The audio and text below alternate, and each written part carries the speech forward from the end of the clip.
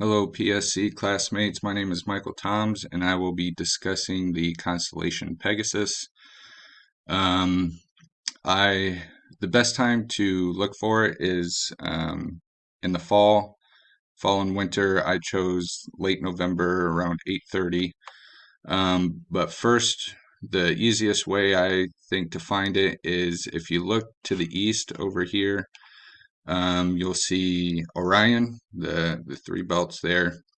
And then if you look uh, straight to the right or the south, you'll see a constellation, a box, or four stars in the shape of a box.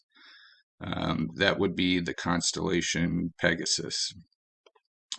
The four brightest stars are, let's see, that's Alpheratz in the top left corner. It's a variable star and it's 97 light years from Earth. And then at the top right is Sheet. It's 196 light years away. It's a double star. The bottom right is Markab, 133 light years away. And over on the bottom left is Algenib. It's 391 light years away, and it's a double star. These are some of the deep space objects here.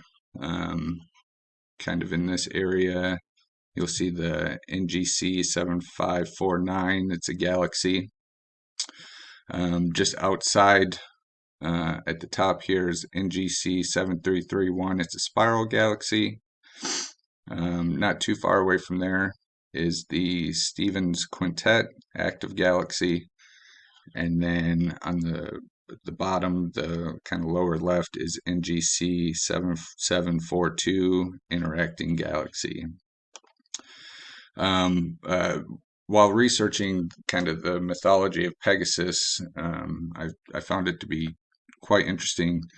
You know, I've seen it in movies, but I never really knew the mythology of it. But the Pegasus was an immortal winged horse whose parents were Poseidon and Medusa. He also had a brother named Chrysaor, I think is how you say it. But they were both born when Perseus cut off Medusa's head. He ended up being tamed by Bellerophon, and the only way he was able to do that is Athena actually gave him a golden bridle to tame him. And then the Pegasus and Bellerophon together were able to beat the Amazons as well as the Chimera, and he ended up living out his days on Olympus. The references I used were Stellarium, the mythology story if you wanted to read it. I found it on GreekMythology.com, and then for my deep space objects, I used Wikipedia and Google Images.